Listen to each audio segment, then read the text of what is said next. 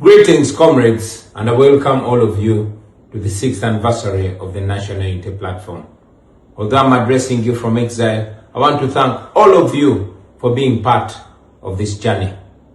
On this day, 6 years ago, the 22nd of July 2020, I addressed you as we were unveiling the National Unity Platform as the political and electoral platform of the People Power Movement. I told you about the journey and process that we had gone through to secure this political party. I told you about the challenges that we had faced. I told you that we had intended to register People Power as a political party, but Museveni made sure that People Power cannot be registered as a political party. So we had to use creativity in order to secure a political party. And indeed, we unveiled NUP just 3 months to the election of 2020. By the grace of God, we succeeded.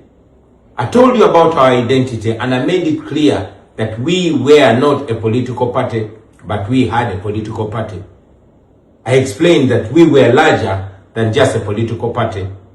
We were a movement, a liberation movement.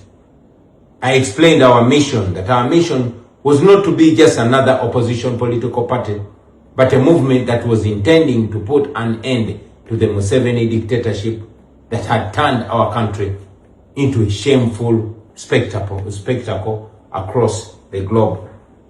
I told you about what Mandela taught us, that under dictatorship, it is the oppressor that determines the course of the struggle. And indeed, it is Museveni and the way he was treating us that had caused us to act in a way that we were acting and to secure a party in a manner that we secured it. Well, since then, NUP has faced different challenges. It has been targeted by the regime. As you remember, our former leader, Mzee Chibalama, was abducted, compromised, and forced to disown us. We have faced court case after court case and the threat of deregistration. We have had our candidates denominated. We have had our members abducted and many killed. We have, been targeted not only by the regime, but even those that purport to be in the opposition. We have been denied funds that we are legally entitled to. We have had attacks and raids on our offices and headquarters, from our former headquarters in Kamocha to our main headquarters in Kavule, and all our offices across the country, including northern Uganda. But we are still standing and we are growing from strength to strength. We have established headquarters across the country, in eastern Uganda, in western Uganda, and even in the Uganda region. And we've gone ahead to establish offices across the country, although we do this amidst numerous challenges. We have won 2 presidential elections, although they were overturned by the military, but the people of Uganda know what they voted for. We have gone ahead to have leaders across the country, but most importantly, we have awakened the young generation.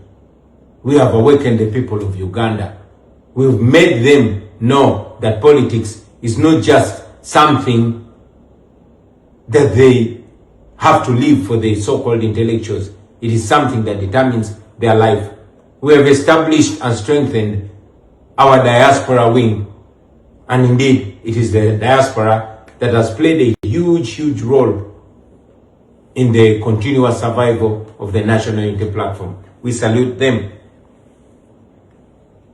We owe all this to the comrades that have sacrificed. Many of them have gone ahead to pay the ultimate price. People like Yasin Kauma, people like Frank Senteza, comrades like Rita Nabukenya. Many of our comrades have been abducted and they're missing to the present day. People like Kanata Muhammad, people like Kawenja Babazi, people like John Bosco Chibalama and Damlira, whose widows were also killed because they died in very suspicious ways. But we refuse to give up. Many of our comrades were arrested and detained after torture. 6 years later, they are still in prison. People like Machete Yasin, people like Kalibala Sheriff, people like Umar Kato. And yes, many of our comrades continue to be detained for no reason whatsoever. Comrades like Alex Wise Wamufumbiro, Eddie Mutwe, Bobby Young, Achille Uchivumbi, Bobby Giant, name it. We owe it to comrades like Olivia Rutaya, comrades like Doreen Kaija, Sauda Madada, and others that are in prison but refuse to give in because they have not committed any crime. We salute them. As we speak right now, our Deputy President for the Uganda region, the Honorable Mwanga Chivumbi, is missing after being abducted in broad daylight, live on camera, assisted by the police. Goons wielding guns came, picked him up, and 12 days later, nobody knows where he is. But we refuse to give up. The people of Uganda refuse to be slaves in their country.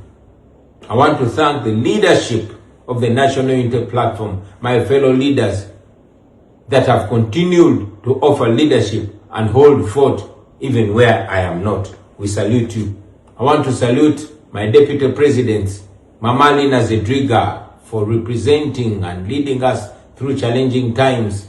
I want to salute our current acting president, the Honorable John Baptist Nambeshe. I want to salute you, Mama Tukamshaba Jole, and all other leaders who are still holding fort and offering leadership in these turbulent times. Now, I want you comrades to know that the only way forward is not giving up. The times that we are in are the most turbulent times, but many times we've been told that it gets dark before daybreak. It always gets worse before it gets better. The Museveni regime, like all dictatorships, is in its evening, and dictatorships get more ferocious on their way out. I've given you an example of Saddam's dictatorship and how his son Uday Hussein turned himself into a murderous monster, murdering for fun. But that was the evening at the tip end of that fall of Saddam. You have seen Museveni's son turning himself into a lawless monster, killing for fun, abducting people, and bragging about it. I want you to know that all this is spelling an end to the Museveni dictatorship. All these are signs of the end. So hold fort, don't give up. I want you to understand that tyrants get more dangerous towards their end, but they fall. They finally fall. So hang in there, comrades. I want to request you to reject the diversions, reject the divisions. Let us continue uniting and holding together. I want you not to lose hope, my brothers and sisters. What we're involved in, there's no turning back. It's like swimming in a sea. What we've covered is much bigger than what we have left. We cannot turn back. We just have to swim on, because the end is in sight and victory is in sight. So let's keep going, because we are closer to victory. Don't give up. And finally, comrades, I want you to know that we are the hope of the population. The people of Uganda voted for us, and they still have their hope in us. So keep offering leadership even amid these challenges. I'm aware that the LC elections are around the corner. Please get involved and take that leadership right from the grassroots. Take leadership of your villages. Get involved in the LC1 elections and take that power, take them over. On my end, I am not seated. I'm pressing every button that facilitates the quick fall of the Museveni dictatorship. From where I stand, I want you to understand that historically, the diaspora has always played a cardinal role in the fall of all oppressive regimes, and our generation is not going to be any different. So I am doing what I can do, and please do what you can do. from where you are. We are stretching the Museveni regime, and you can see they are panicking because they know that they're being stretched from all fronts. The regime is falling apart. When you see them now abducting and arresting each other, when you see them going for their own generals and their military officers, then you know that they are falling. Do not give up, brothers and sisters. I've said it before and I want to reiterate it, that I will come back home, and I will come back home soon in victory. Stay strong, keep hope alive, and I want to assure you that we are going to win. We are going to free all those political prisoners. We are going to free Dr. Besigye. We are going to free Lukwago Elias, Haji Lutale, and all those political prisoners that are in prison because they have not committed any crime whatsoever. I want you to know that one day you will see Museveni, his criminal son, and all his enablers in court. One day they are going to have their day in court, and they are going to answer for all the atrocities that they've committed against the people of Uganda. Keep the hope alive. Don't give up. Uganda will be free.